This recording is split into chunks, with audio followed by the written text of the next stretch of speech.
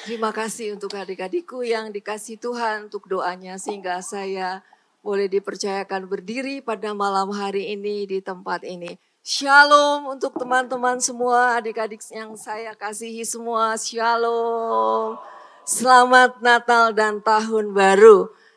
Bahwa malam hari ini apa yang Tuhan mau katakan untuk tahun 2026. Tahun 2026 masih tidak terlalu baik-baik saja, tetapi ini adalah tahun pemulihan untuk orang-orang yang percaya kepada Dia. Kita punya Allah yang besar, yang mengatasi langit, segala langit. Dia yang menaungi kita, yang memberikan kekuatan dan sayapnya yang melindungi kita untuk kita terbang tinggi, menembus awan bersama dengan Dia, menang bersama Dia, dan kita terus berproses di dalam pemulihan. Inilah tahun 2026, sebab itu saya mengambil tema untuk tahun 2026, bagaimana kita berproses untuk kita bertumbuh dan berbuah untuk hidup kita dan juga untuk sesama kita. Kita ada karena Tuhan memberkati kita supaya kita juga memberkati banyak orang. Mau menjadi berkat Tuhan? Mau menjadi saluran berkat untuk Tuhan bagi sesama? Tuhan akan berkati kita berlimpah-limpah. Teman-teman yang dikasihi Tuhan, kita akan mau belajar bagaimana kita bertumbuh dan berbuah di tahun 2026 ini dan terus ya selama 3 tahun berikutnya. Lalu kemudian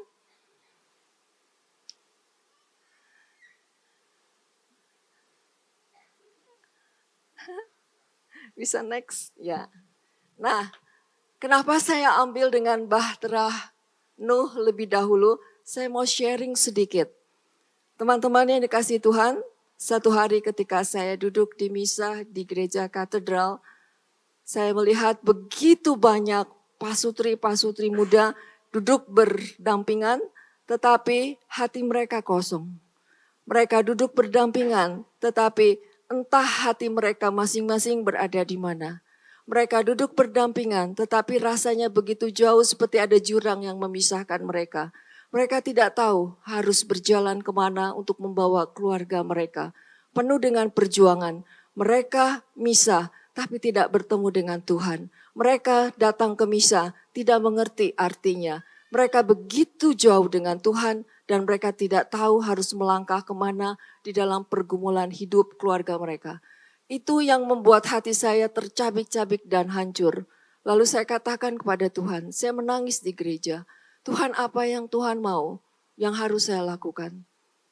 Seperti dikatakan di dalam Kejadian 7 ayat 5. Nuh diperintahkan Tuhan untuk membangun sebuah bahtera.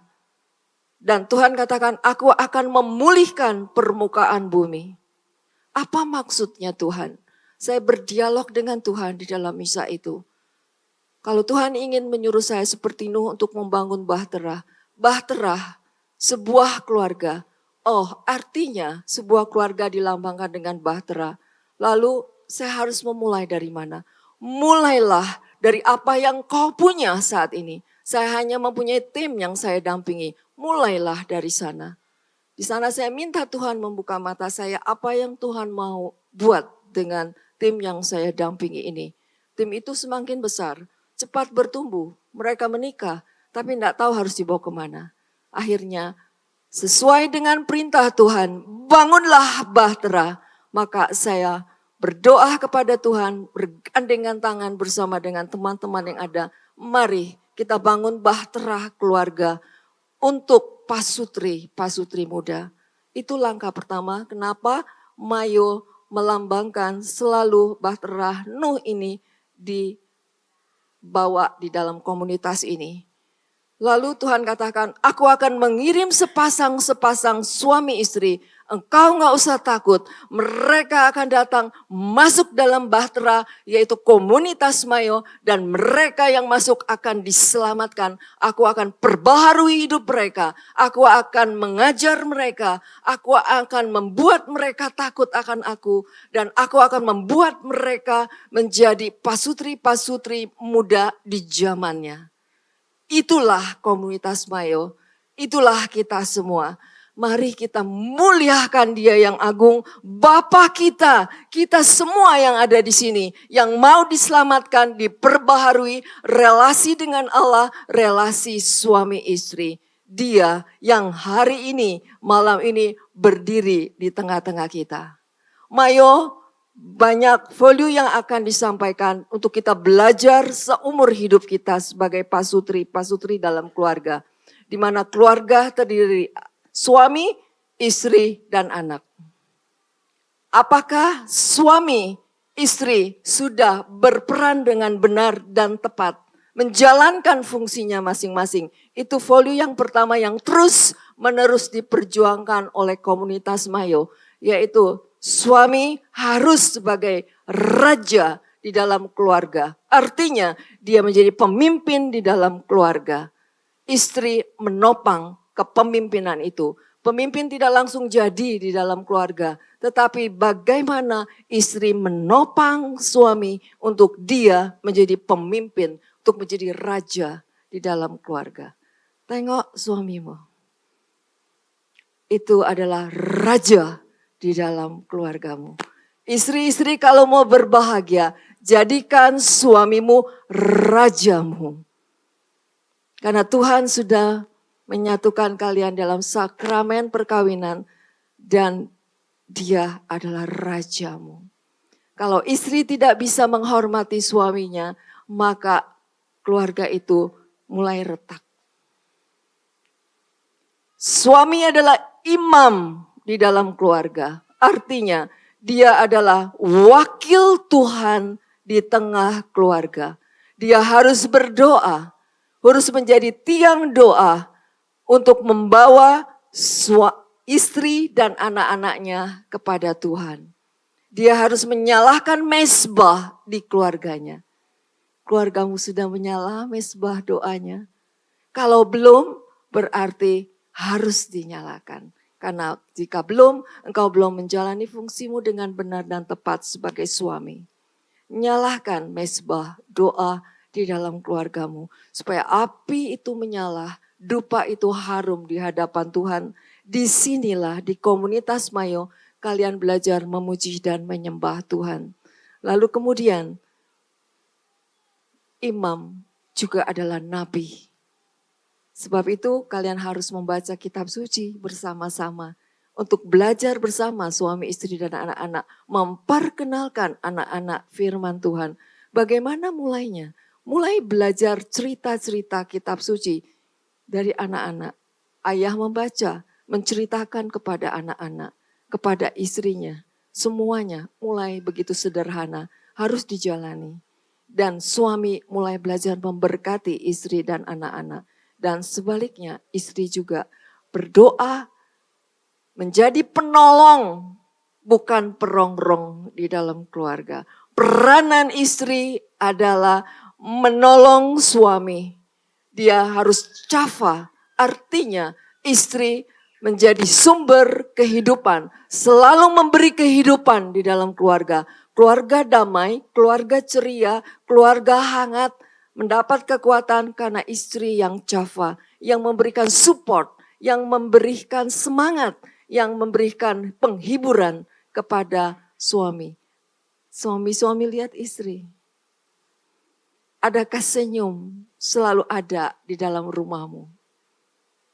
Kalau belum, di sini di komunitas Mayo, suami dan istri belajar bagaimana mempunyai peranan masing-masing dengan benar. Inilah fungsi yang mau dipelajari terus, yang diperjuangkan di komunitas Mayo ini.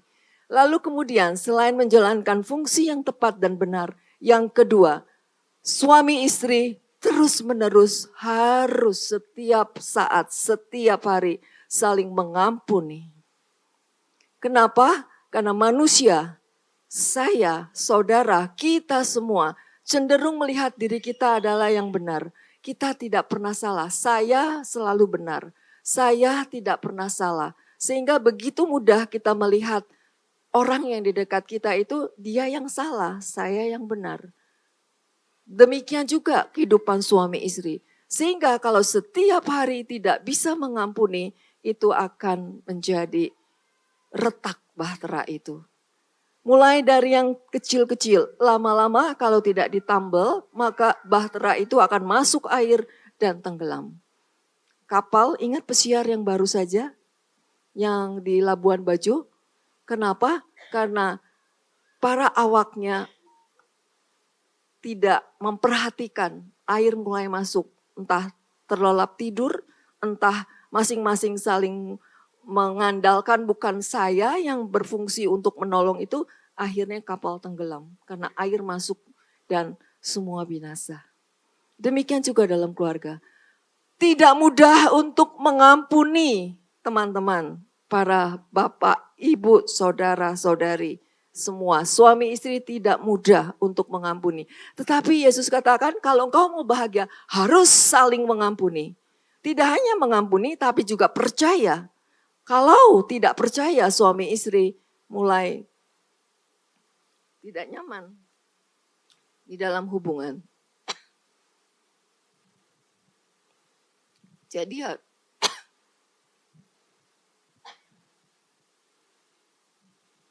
maaf.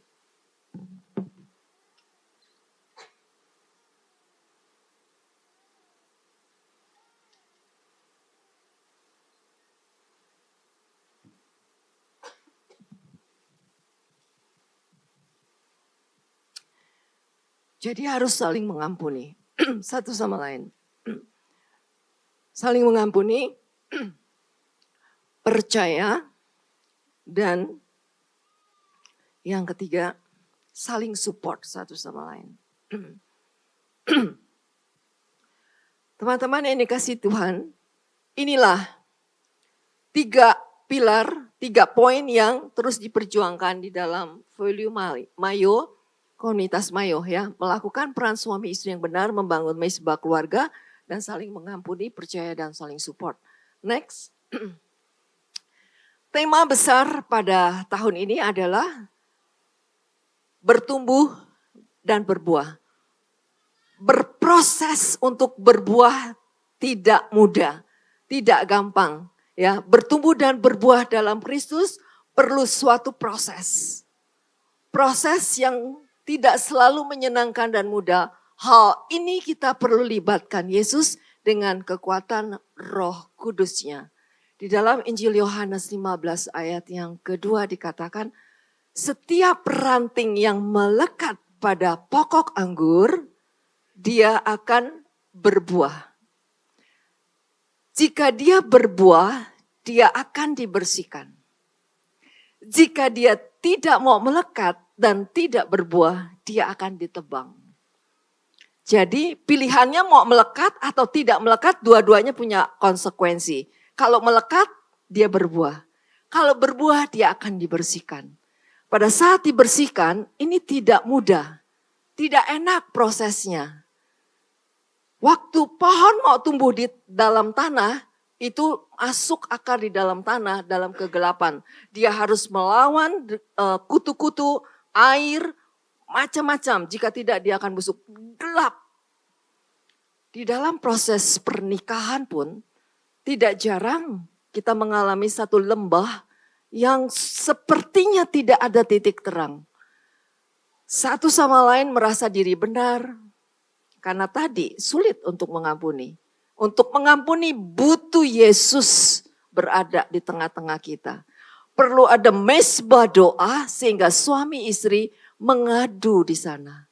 Ketika hati terluka, ketika hati tersakiti, ketika dikecewakan, ketika suami letih dalam bekerja, ketika pekerjaan buntu, ketika pekerjaan seakan-akan tidak ada solusinya, kapan ini akan sukses dan berhasil? Kok seperti tidak ada titik terang? Di sana suami istri berlutut untuk memandang kepada sang sumber kekuatan, yaitu Yesus sendiri. Di mana di sini peranan istri untuk menopang suami. Sabar, papi. Pasti kita bisa bergandengan tangan. Di sini butuh kepercayaan, butuh waktu Tuhan, bukan waktu kita. Kita bergandengan tangan, terus saling mengampuni untuk terus melibatkan Tuhan di sana. Meminta kekuatan, meminta sukacita damai sejahtera, sekalipun situasi masih dalam keadaan belum baik-baik saja. Mudah? Tidak mudah. Inilah proses bertumbuh. Percayakah engkau bahwa aku Tuhan Allahmu, aku yang memeliharamu, aku menyertai setiap perjalananmu. Teman-teman yang dikasih Tuhan, di sini butuh pengetahuan yang luar biasa. Sebab itu untuk bertumbuh ada 4 pilar bagaimana kita harus bertumbuh. Next. Yang pertama, dilengkapi untuk membangun. Membangun keluarga, suami, istri, anak. Peranan masing-masing harus jalan. Yang tadi, suami memerankan imamnya, nabinya, jadikan raja. Para istri jadikan raja suamimu. Harus dihormati. Kalau salah, jangan kamu sih yang berbuat begitu. Makanya jadi begini. Coba kalau kamu tidak berbuat itu. Dengar apa yang saya katakan. Maka ini tidak terjadi. Istri merasa benar. Ini tidak cafa. Tidak menjalankan fungsi istri dengan benar. Sebab itu dia harus support. Menjadi penghibur di sini. It's okay, papi. Mari kita jalan bersama. Terus lihat ke depan, ada Yesus di sana. Kita berdoa bersama, kita minta hikmat Tuhan. Apa yang Tuhan mau katakan. Ini harus butuh pengetahuan iman yang benar tentang iman Katolik. Bahwa baik atau tidak baik, suka atau tidak suka, berhasil atau gagal, Tuhan tetap menyertai kita. Dia tetap ada. Itu iman kebenaran. Di gereja Katolik diajarkan demikian. Kalau teman-teman tidak tahu pengajaran ini, sebab itu kita punya figur. Komunitas Katolik, komunitas Mayo khususnya punya figur yaitu keluarga kudus dari Nazaret. Tidak mudah Yusuf untuk menerima kabar bahwa dia harus menjadi suami. Di mana istrinya yang masih muda lalu hamil pada waktu itu. Syok dia. Maria juga tidak mudah untuk mencerna, untuk mengerti bahwa dia hamil. Apakah ini rencana Tuhan? Apakah ini kebaikan Tuhan?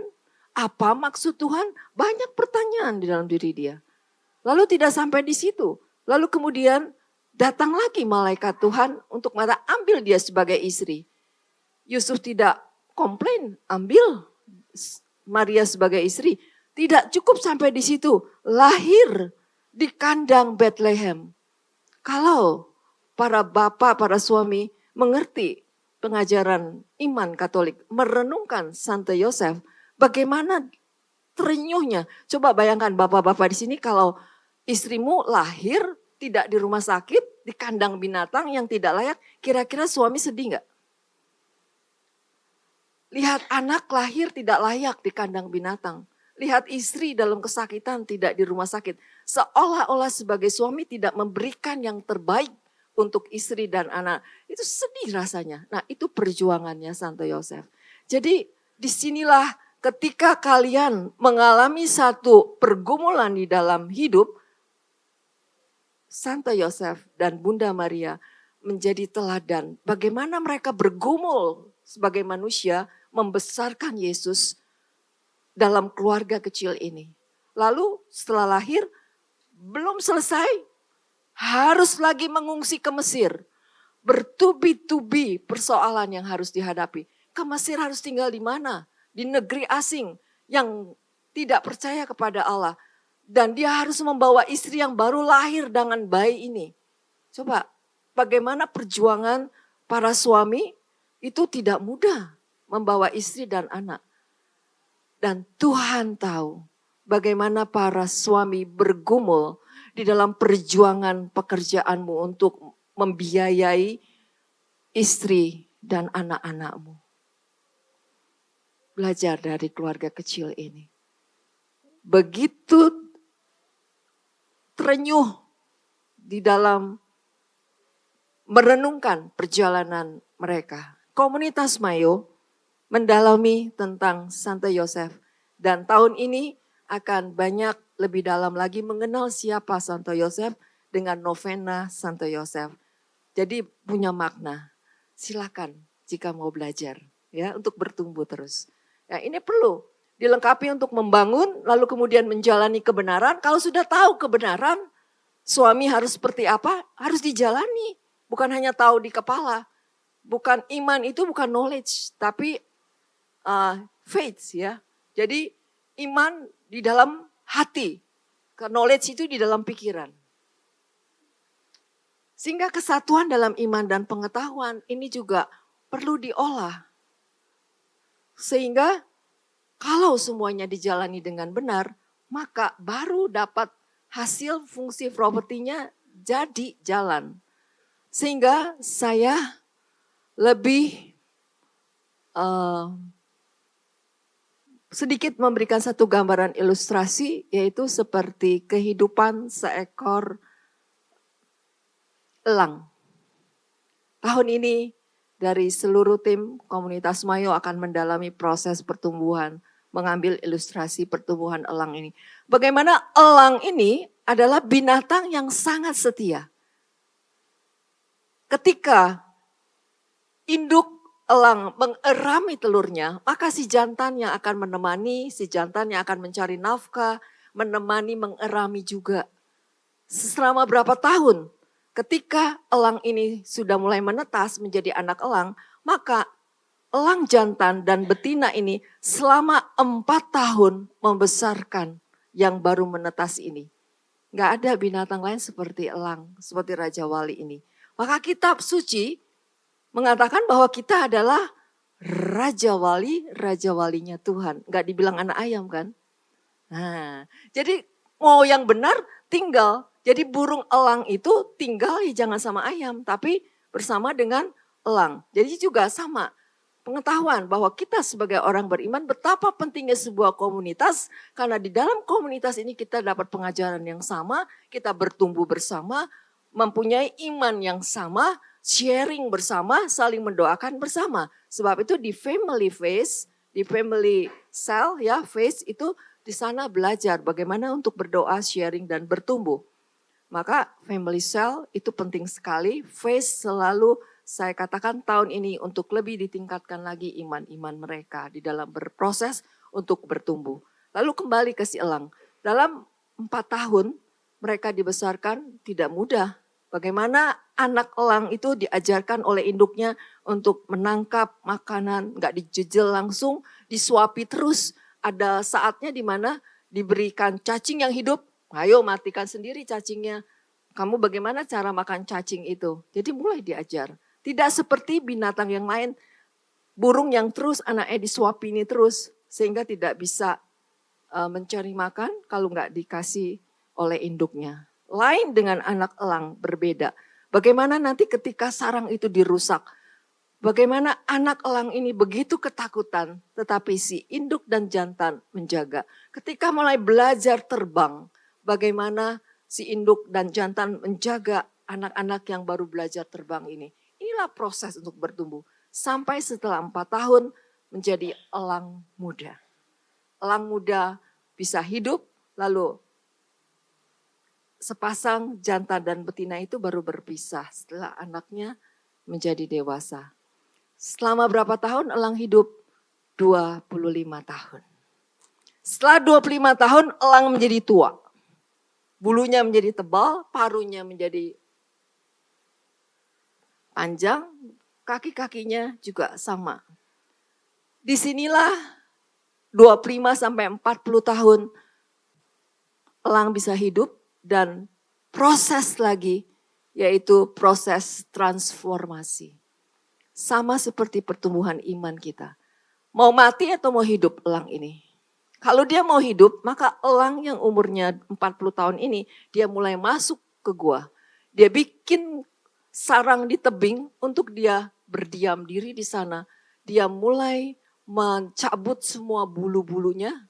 Ini masa penderitaan yang luar biasa buat elang. Lalu parunya dicabut, kukunya dicabut, sampai dia tidak punya apa-apa.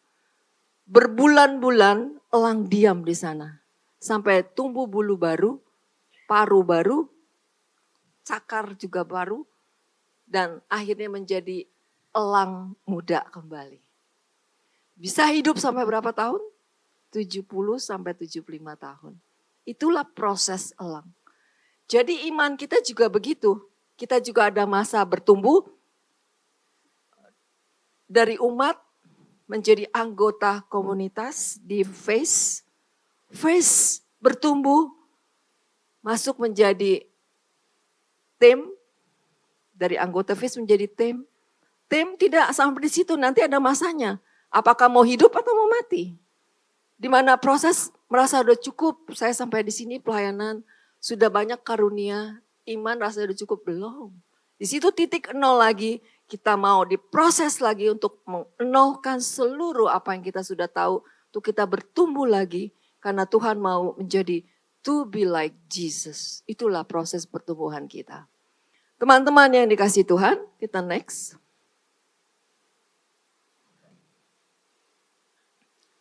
Bisa tolong? Iya.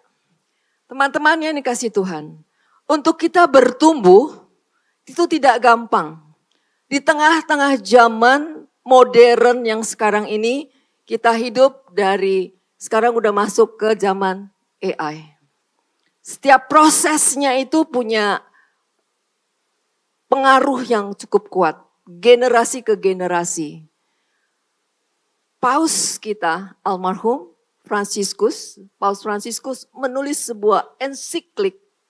Ini yang paling, ini ensiklik dia yang terakhir. Salah satunya yaitu Delicit Nos judulnya, di mana tentang ensiklik ini yaitu menceritakan the human and divine love of the heart of Jesus Christ. Bagaimana dia begitu prihatin dengan kehidupan dunia yang seperti ini, bahwa dikatakan, coba bisa next, salah satunya yang menarik. Ini banyak sesinya, nanti bisa sampai 2 minggu di sini nggak pulang, ya. Jadi saya cuma cuplik ambil yang cukup penting, karena ini pengaruhnya untuk pertumbuhan iman kita, yaitu tentang hilang. Ya, ini salah satunya, kedangkalan, hilangnya kedalaman batin. Dikatakan, kita baca bersama-sama. Kedangkalan adalah hidup di permukaan tanpa interioritas kontemplasi. Ini bahasanya Ignatian ya. Dan tanpa keheningan batin. Begitu riuhnya batin manusia dengan apa? Kerja, mencapai target. Lalu kemudian bagaimana saya harus membesarkan anak? Bagaimana anak harus sekolah? Lalu kemudian mereka berhasil, fasilitas yang harus disediakan dengan hambatannya yang begitu banyak. Sehingga begitu tertekan dan terhimpit sampai batin ini begitu ramai dan liar. Tidak ada lagi keheningan di dalam batin. Orang begitu sibuk dan kerja. Ya. Next kita baca, orang menjadi cepat bosan, sulit fokus, tidak mampu merenung, dan tidak punya pusat diri yang stabil. Betul? Scroll IG. Ya, dari internet ke internet yang lain. Berpindah-pindah terus, ya. Maka next. Ya, baca sama-sama. Kedangkalan adalah berpindah-pindah tanpa tahu mengapa. kedangkalan mentalitas, gelisah di dalam batin, tidak jinak, sebentar sini, lompat sana, dan tidak berakar di dalam Tuhan. Contohnya, seorang berpindah dari internet yang satu ke internet yang lain. Lalu dari relasi ke relasi yang lain. Dari pekerjaan ke pekerjaan yang lain. Tanpa proses discernment atau alasan yang matang. Ini hambatan untuk kita bertumbuh. Sebab itu teman-teman, kita harus belajar dari siapa? Kembali belajar berakar kepada Kristus Tuhan kita. Iman Katolik ada 3 pilarnya, yaitu kitab suci, magisterium, dan tradisi. Ketiga-tiganya harus kita pelajari dari kitab suci. Bagaimana kita harus berakar kepada Kristus? Artinya, kalau kita punya kesulitan, lari kemana? Contohnya yang tadi saya kasih. Sebab itu mezbah keluarga harus dinyalakan apinya. Dengan doa, bukan dengan lilin yang nyala aja, pakai elektrik lagi nyalanya. Harus dengan doa dinyalakannya. Ya. Doanya gimana? Simple. Ini yang saya mau ceritakan sekarang.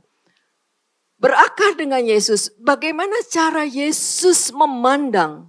Kita belajar seperti Yesus memandang.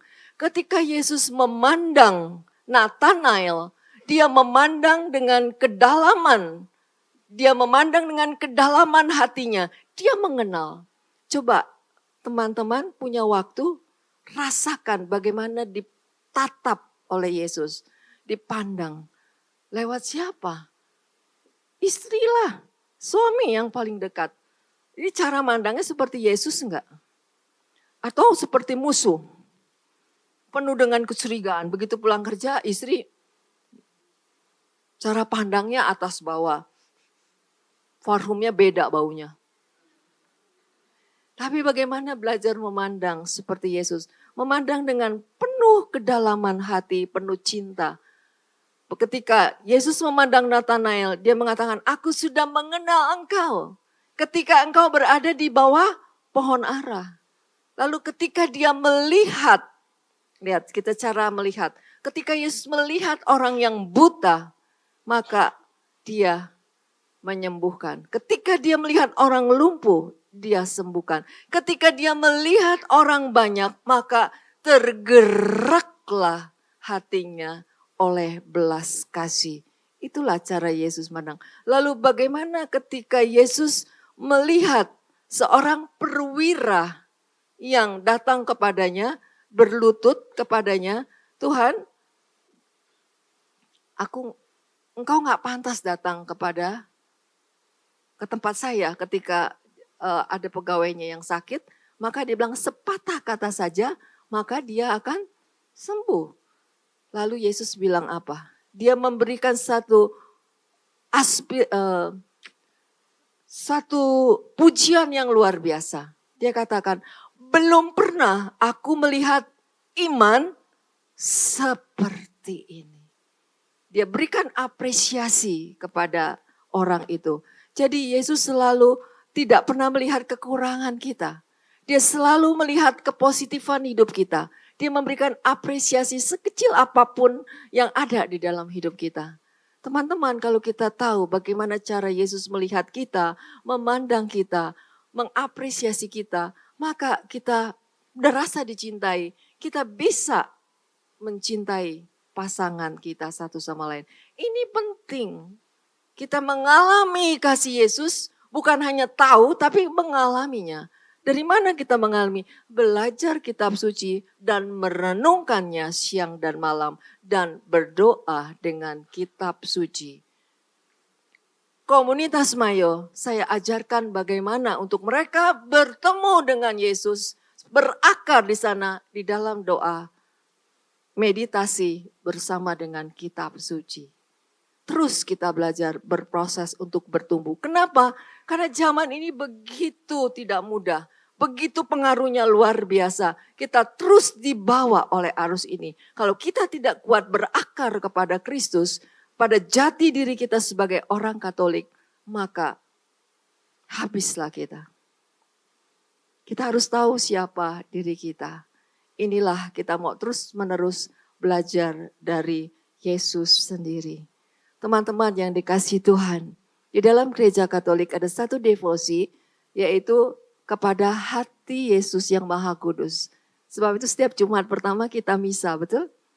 Nah, di sanalah kita belajar bahwa tahun lalu, mungkin waktu tutup tahun kita juga banyak resolusi-resolusi. Kita mau buat ini di tahun 2026, betul? Tetapi kita masih punya tulang yang sama, ya. Tulangnya belum berubah, tubuhnya masih sama, betul? Mungkin cara berpikir kita juga masih sama. Kelemahan kita juga masih sama. Tapi kita punya resolusi untuk tahun 2026. Nah, waktu menjalankan resolusi ini mungkin juga kita jatuh lagi di dalam dosa yang sama, kelemahan yang sama. Gak apa-apa. Akuilah kelemahanmu. Berani jujur di hadapan Yesus, mempersembahkan kerapuhan kita, dosa-dosa kita, kelemahan kita, dan niat luhur kita kepada Yesus. Di sini kita ambil kekuatan dari Yesus untuk Dia mau mengubah aku setiap waktu, setiap saat. Dan kita terus belajar mau berubah dan berubah. Tapi bukan dengan kekuatan sendiri, tetapi dengan kekuatan Roh Kudusnya. Kita mau serahkan kerapuhan kita akui dosa kita. Terus, dan kita minta terus diperbarui setiap saat. Di Ekaristi, kita mempersembahkan setiap tetes air mata kita. Kita persembahkan kegelisahan kita. Kita persembahkan ketakutan kita. Kita persembahkan keluarga kita. Kita persembahkan pergumulan kita. Inilah Ekaristi yang hanya dimiliki oleh gereja Katolik. Inilah yang harus kita ketahui. Persembahkan, karena di dalam Ekaristi bukan sekedar ibadah. Tapi Ekaristi di mana di sanalah dikurbankan kembali Yesus menebus dosa-dosa kita. Sehingga begitu keluar dari gereja, setelah kita menyambut tubuh dan darahnya, kita diperbaharui. Kita dikuatkan lagi bahwa tubuh kita adalah baitnya di mana Dia bersemayam di dalam diri kita. Kita terus berjuang, selamat berproses untuk kita berbuah menjadi to be like Jesus. Amin. Teman-teman, kita mau berdoa bersama sebelum saya tutup pada hari ini.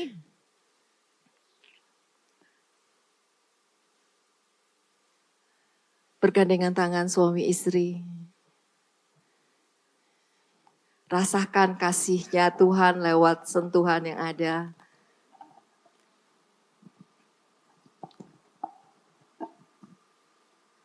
Apakah selama ini coba saling pandang? Apakah hanya mengeluh, komplain, marah, bersedih hati, saling menuduh satu sama lain? Mau dilanjutkan atau mau stop? Kalau mau stop, inilah minta. Tuhan hadir di tengah-tengah kita pada malam hari ini. Minta supaya diperbarui hatimu, diperbaharui pikiranmu, diperbaharui relasimu. Supaya Tuhan, aku mau terus mengampuni, aku mau percaya kepada pasanganku, aku mau saling support. Perbaharui lewat sakramen perkawinan yang ku ada, aku mau berproses. Bawa resolusimu di dalam tahun ini.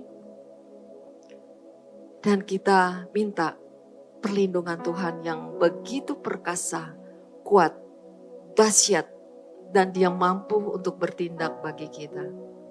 Kita pejamkan mata kita.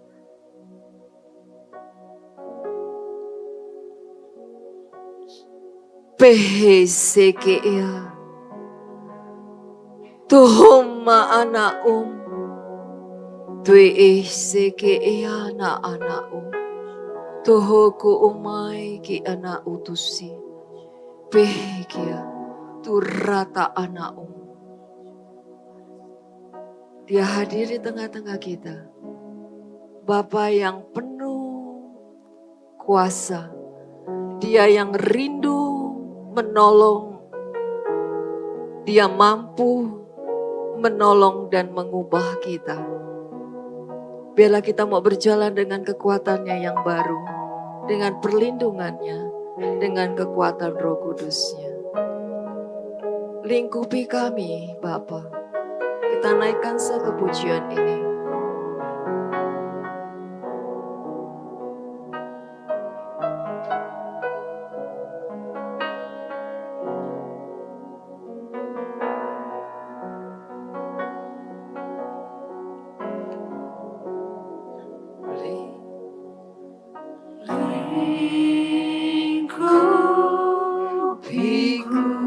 Lingkupi kami dengan sayap-Mu. Oh my kesi Tuhum peikil dengan kuasa-Mu. Dia lingkupi kita dengan kuasanya. Lingkupiku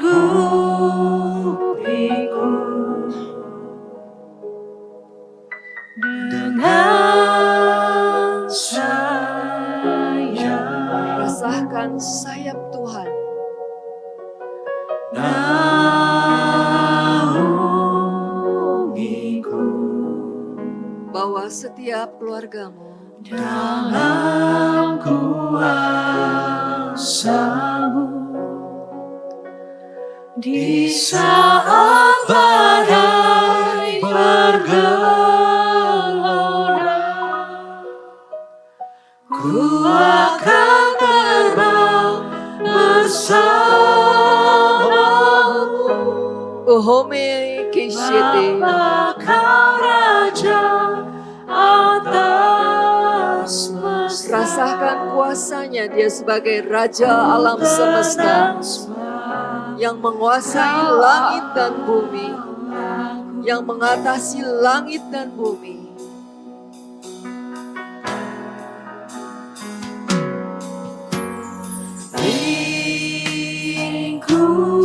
Lingkupiku dengan sayap-Mu. Lihat Yesus.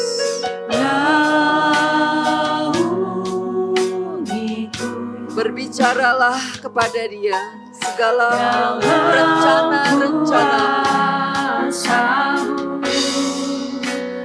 Di saat badai bergelora, ku akan terbang bersama-Mu. Bapa Kau Raja atas semesta, ku terdampak Kau Allahku. Di saat badai bergelora, ku akan terbang bersama-Mu. Bapa Kau Raja atas semesta, ku terdampak Kau Allahku.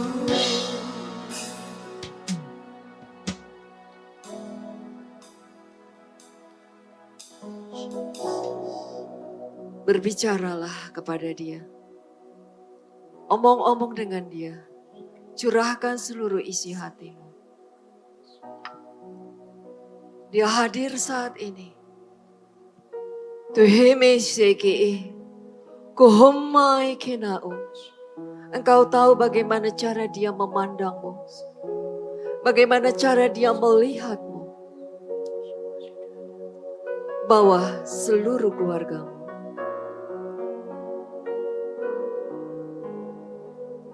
Seluruh resolusi dan rencanamu nyatakan.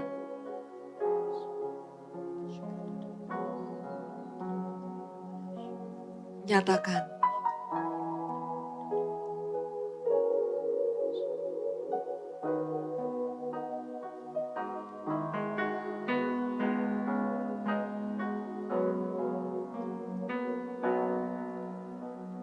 Di saat badai bergelora,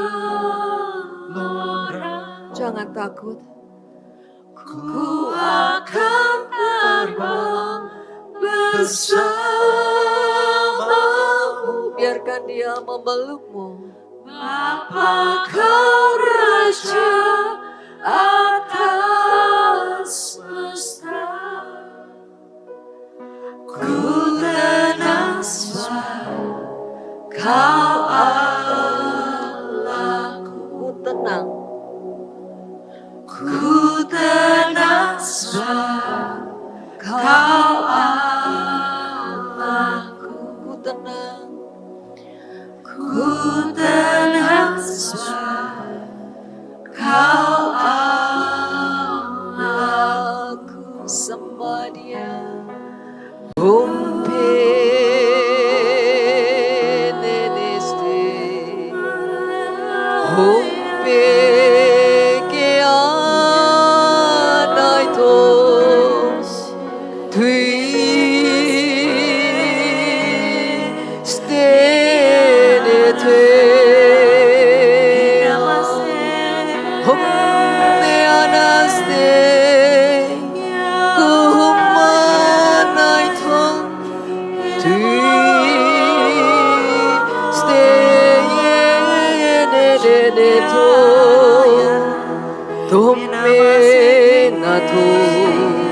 Semua yang bisa menyembah-sembah, Homeanatu. Lihat Bapamu yang megah perkasa, Viteaste. Dengan keagungannya dia berdiri, Vimanaste, Tunite, Kuye sembah, Homeanatu. Stay,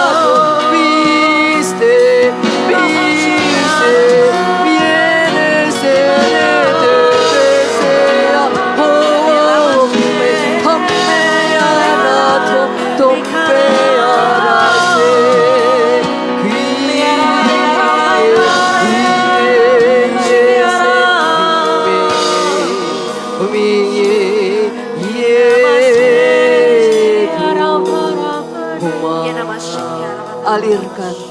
Dia mengalirkan Roh Kudusnya tercurah. Dia hujani saat ini Roh Kudusnya. Terus penuhi batinmu dengan Rohnya. Sirami Tuhan.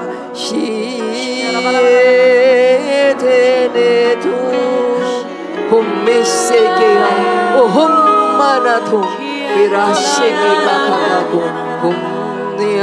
Terus mengalir kuasa Roh-Mu yang kudus. Tuhan perbaharui setiap keluarga-keluarga ini dengan kekuatan yang baru, sukacita yang baru, api Roh Kudus yang baru Tuhan. Mereka untuk bertumbuh dan berproses bersama-Mu, berjalan untuk mengenal-Mu lebih dalam lagi.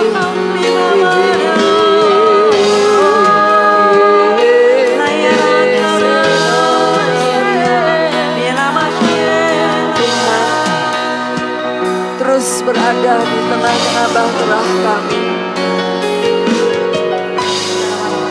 Biarlah Engkau menjadi nahkoda bagi kami untuk mengarungi zaman ini, supaya kami tetap tinggal di dalam-Mu. Terima kasih. Biarlah setiap firman yang kami dengar malam ini boleh terus menjadi kekuatan baru bagi kami dan menjadi inspirasi untuk terus kami mengenal Engkau. Berkati setiap keluarga-keluarga kami Tuhan, sehingga setiap firman yang kami dengar tidak sia-sia, tapi boleh tumbuh di dalam hati kami dan menghasilkan buah yang berlimpah. Dan semua ini kami mau serahkan seluruh keluarga hidup kami ke dalam tangan-Mu Bapa. Kemuliaan kepada Bapa, Putra dan Roh Kudus, seperti pada permulaan, sekarang, selalu, dan sepanjang segala abad. Amin. Dan berkati kita dalam nama Bapa, Putra, dan Roh Kudus.